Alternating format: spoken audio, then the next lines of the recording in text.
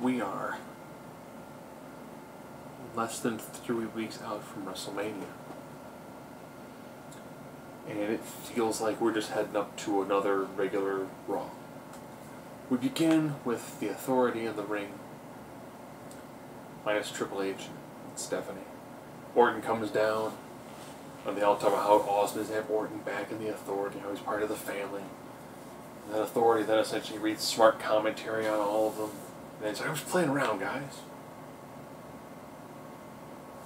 We said I was up for the Randy Orton, Seth Rollins handicap match against Roman Reigns. I'm getting so tired. Wasn't that like the majority of last year? Didn't like Orton team with somebody like Kane or the Big Show to take on Roman Reigns? It's another handicap match trying to make people care about Reigns and be like, hey, Reigns is awesome. Reigns is awesome. You should care about him going into the main event match against Lesnar. So that opening sequence went just too long. When Randy finally snapped on me, I was like, all right, awesome, finally, here we go. Oh, great, now he's going to turn on the main event. Which he does. To a glorious beat with the crowd going nuts. So the slow burn that everyone's like, they're going to do a slow burn with Randy. If you guessed slow burn, you were right. If you were pissed that it was a slow burn, you were also right, it was a slow burn. Then Daniel Bryan took on Wade Barrett. Beat him. Nice match, going back and forth. And go with a random title steal. And a post-match beatdown by Barrett. Ambrose had a match against Stardust, which he won. And then Ambrose got attacked by Barrett. And then Ziggler came down. And then R-Truth stole the title again. And then Harper came down. And then R-Truth gave the bag with the stolen title to Wade Barrett. But it ended up being just the children's belt. So we had like a bunch of matches just one after another. And this is the theme of Raw. Later on, the Uppercats take on New Day and get a pinfall off of some weird move done by Xavier Woods, or Kofi Kingston if you're Michael Cole. And then the Usos came down. So Naomi and Natalya had a match, which Naomi won with the rear view, followed by the brown eye pin. And then Los Matadores came down and challenged the Usos, which leads to a distraction by El Torito getting blasted off the apron. Los Matadores scored a pinfall. And I was like, man, we have a lot of these just matches. Random crap match. Okay. Alright. Wiz Khalifa did something. We skipped through that. Sorry. And then after Wiz Khalifa, the Bellas talked about the Flintstone movie. They made Flintstone references. Because, you know, give divas a chance. We then followed that up with AJ trying her best to pull a match out of Summer Rae. And Summer Rae missed time doing a back bump into a corner.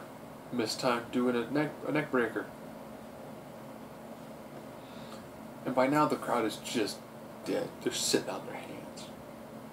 We followed that up with an awesome Sting promo. Because, you know, Sting's not going to actually appear and talk.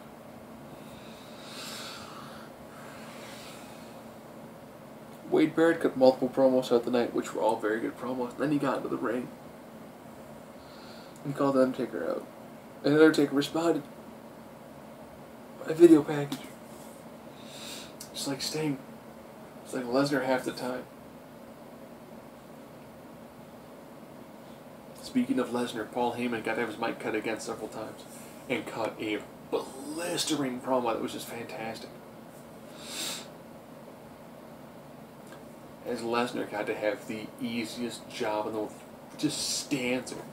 It's like, work out, get pumped, stand there and look as intimidating as you possibly can. Which he does by standing. They cut a Roman Reigns promo package.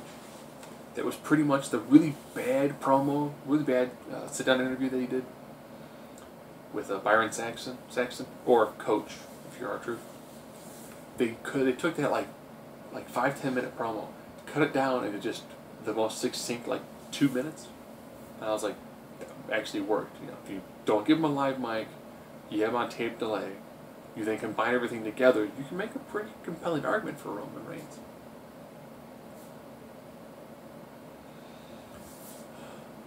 Rusev took on Axelmania. Freaking killed him in the ring. And then John Cena put him in the STF. Till Rusev passed out. Then dumped water on Rusev from the STF again.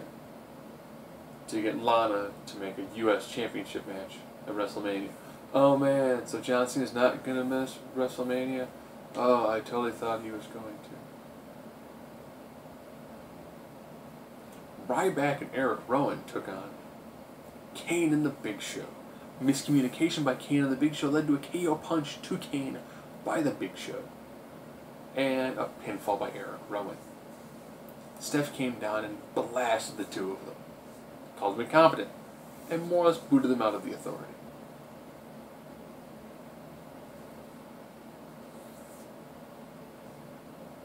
We've got 2 more Raws before WrestleMania.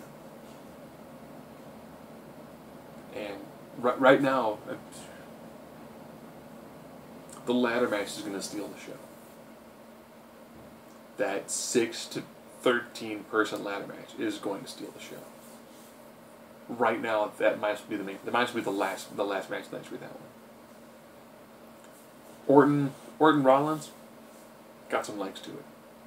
AJ Page versus the Bellas. Put Nikki's belt on the line, and that'd be winner gets the title. Throw something else into it.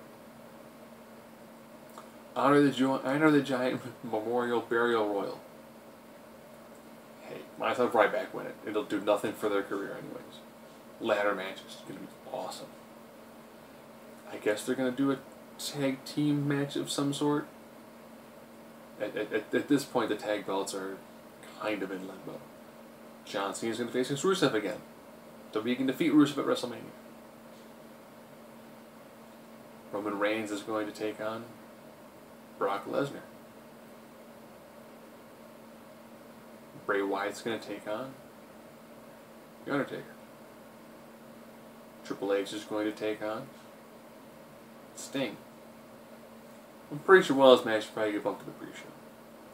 But right now, that's the way it's heading, and it does not have that feeling of a tremendous 4-hour epic.